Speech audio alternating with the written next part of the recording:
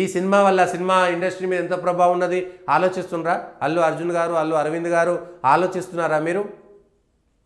Cinema industry అంతా చెప్పాలి కదా పెద్దోళ్ళు పోయి. ఇవాళ ఎవరు వస్తలేరు పెద్దోళ్ళు పోయి నువ్వు లొల్లి పెట్టుకోకరా పోయి రప్చర్ చేసుకోకు, ప్రభుత్వంతో రప్చర్ చేసుకుంటే రేపు పొద్దుగాల సినిమా ఇండస్ట్రీకి మొత్తం ఇబ్బంది అవుతుంది, నీకు ఇచ్చినట్టుగా రేపు బెనిఫిట్ షోలు ఇంకొక సినిమాకి రాకపోతే ఇంకా ఇబ్బంది పడతారు, నిర్మాతలకు ఇబ్బంది అవుతుందని నిర్మాతలంతా పోయి ఎందుకు ఆయనకు చెప్పట్లేదు? ఎందుకు ఆయనను ఓదార్చట్లేదు? ఎందుకు సలహాలు ఇవ్వట్లేదు? ఎందుకు ఒప్పించట్లేదు?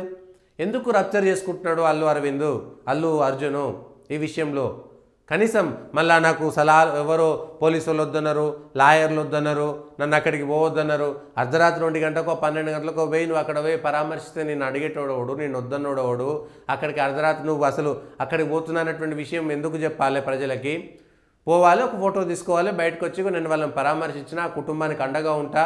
ఇప్పటికి మళ్ళీ ఇంకొక ఆరోపణ వస్తుంది, 25 లక్షలు ఆ కుటుంబానికి ఇస్తా అని చెప్పేసి 10 లక్షలు ఇచ్చిండు, ఆ కేసు విత్డ్రా చేసుకుంటాడో చేసుకోడో కాబట్టి 15 లక్షలు ఇవ్వలేదనేటువంటి ఆరోపణ వస్తుంది. దానిపైన స్పష్టత ఇవ్వండి. 25 లక్షలు ఆ కుటుంబానికి ఇచ్చినట్టుగా 25 లక్షలు ఇచ్చే బదులు ఏదో చోట ఒక ఇల్లు కొనిచ్చేస్తే అయిపోయేది కదా. ఈ పాటికి ఆ కుటుంబానికి ఒక ఇల్లు ఉండేది కదా, ఆ కుటుంబం పేరు మీద ఒక ఇల్లు తీసుకొని ఇచ్చేసి ఉంటే అయిపోయేది కదా. ఈ విషయాలపైన ఎందుకంటే అనవసరమైన రప్చర్ చేసుకొని మీరు 1500 కోట్లు మేము ఎంజాయ్ చేయలేకపోతున్నాం, సినిమా హిట్ అయినా ఎంజాయ్ ఎట్లా చేస్తారు? ఎందుకు చచ్చిపోవాలి ప్రజలు? ప్రజలు కూడా తప్పే అందులో. అసలు అర్ధరాత్రులు అపరాత్రులు సినిమా షోలకు బెనిఫిట్ షోలకు పోయేటువంటి మూర్ఖులు ఉండడం వల్లనే వీళ్ళు ఇట్లా రెచ్చిపోతున్నారు సినిమా వాళ్ళు. అంత అవసరం కూడా లేదు, అంత రెచ్చిపోవాల్సినటువంటి అవసరం లేదు, అంత చూడాల్సినటువంటి అవసరం కూడా లేదు. ఇట్లా రాజకీయాలకు వేదిక అయిపోయింది పుష్ప.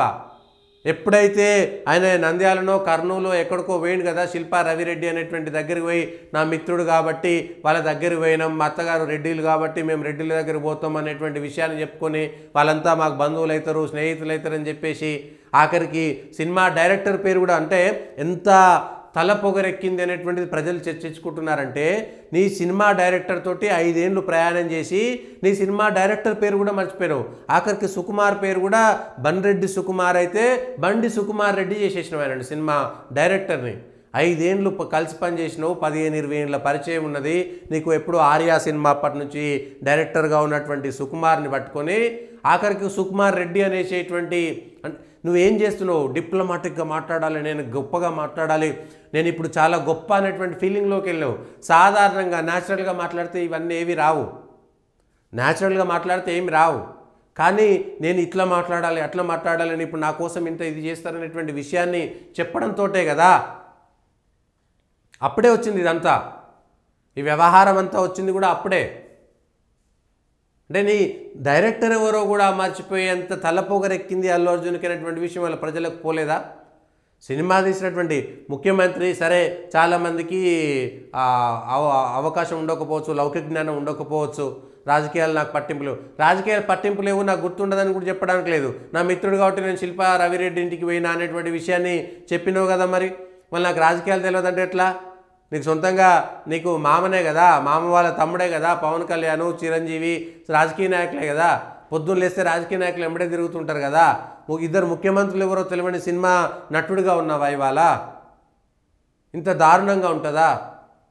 ప్రతిసారి అంటే ఒక్కసారిగా నీకు పేరు ప్రఖ్యాతులు రావడంతో వేర్లు మూలాలు ఎవరి నీడన మనం బ్రతికామనేటువంటి విషయాన్ని మర్చిపోయేటువంటి తీరుగా వ్యవహారం ఉండడం అనేటువంటిది అల్లు అర్జున్కు సంబంధించినటువంటి వ్యవహారమే దీనికి అంతటికీ మూల కారణం. ఆ కుటుంబాన్ని వాళ్ళే చెడగొట్టుకుంటున్నారు. కనీసమైనటువంటి లౌకిక జ్ఞానం లేకుండా పోయింది. ఇవాళ సినిమా పెట్టేసి అల్లు అర్జున్ దగ్గరికి రాత్రి 9:40 సిఐ ఏసీపీ వాళ్ళందరూ పోయి సార్ ఇట్లా గొడవ జరిగిందంటే నేను ఆహాహా సినిమా అంతా అయిపోయినాక వస్తా అనే విధంగా మాట్లాడము, అకారణంగా వచ్చినటువంటి అకారణంగా లేకపోతే ఏదో అంటారు చూసినా మధ్యలో వచ్చినటువంటి దాన్ని నడమంతరపు సిరి అని అంటారు. మామూలుగా అయితే సిరి వస్తే అట్లా నడమంతరపు సిరి లాంటి ఆలోచనతోటి అల్లు అర్జున్ గారు ఉన్నారు. సలహాలు ఇచ్చేటోళ్ళు మారండి అయ్యా మారండి. అల్లు అర్జున్కి సలహాలు ఇచ్చేటోళ్ళు అసలు ఈ గొడవకు ఫుల్ స్టాప్ పెట్టేసి ముఖ్యమంత్రి గారి దగ్గరికి వెళ్ళి సినిమా యూనిట్ అంతా ఆయనతోటి కూర్చొని ప్రత్యేకంగా క్షమాపణ చెప్పి ఆయన ద్వారా మాట్లాడుకొని రాజీ చేసుకుంటే ఏ గొడవ జరగకుండా పోయేది.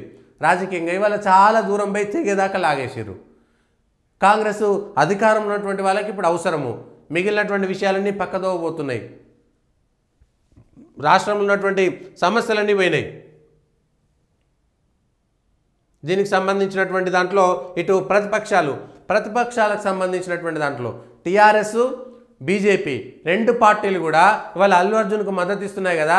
మరి అదే మోహన్ బాబు అనేటువంటి ఒక చీడ పురుగు కవరేజ్కి పోయినటువంటి ఒక జర్నలిస్ట్ మీద దాడి చేస్తే ఒక్కరైనా జర్నలిస్టులకు మద్దతుగా మాట్లాడిరా?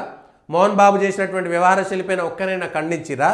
ఇవాళ అల్లు అర్జున్ మీద ఇంత ప్రేమ ఉన్నదే, అల్లు అర్జున్ మీద అంత ప్రేమ ఎందుకు? తప్పును చేస్తే అల్లు అర్జున్ చేస్తే తప్పేనా? అది అల్లు అర్జున్ తప్పు చేస్తే సినిమా ఇండస్ట్రీ మీద మొత్తం ఇదేనా? మరి వాళ్ళ మోహన్ బాబు దాడి చేస్తే జర్నలిస్టుల మీద దాడి చేశారు కదా, అదంతా సినిమా ఇండస్ట్రీ వాళ్ళే జర్నలిస్టుల మీద మీడియా మీద దాడి చేసిరనేటువంటిది ఇవాళ వీళ్ళు చెప్తున్నారా? బీజేపీ వాళ్ళు టీఆర్ఎస్ వాళ్ళు ద్వంద్వ విధానాలు ఎందుకు, రెండు నాలుకలు ఎందుకు ఈ విషయంలో?